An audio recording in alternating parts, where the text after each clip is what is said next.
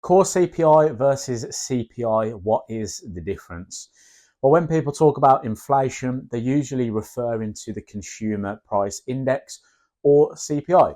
And the CPI measures the change in average consumer goods prices over time.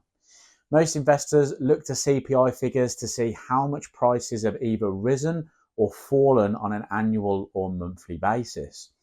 Headline CPI represents all goods and services in the report, and it represents the average inflation rate across the entire economy. Core CPI strips out food and energy prices. Why? While food and energy prices tend to be more volatile than other products in the CPI mix. They're affected by changes in weather, international prices, and geopolitics, among other things. That's why some economists, including those economists at central banks, prefer to take food and energy prices out of the equation to get a more consistent view on the price of inflation. The rate at which prices are rising or falling can tell you something about the economy's growth. Economists at most central banks look at steady inflation at or near 2% year over year.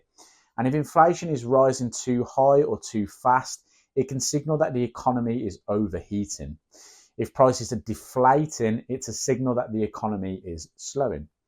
As an investor and trader, you can use CPI data to help you figure out whether a central bank is likely to raise, lower, or maintain interest rates, which will have a varying effect on stocks and currencies.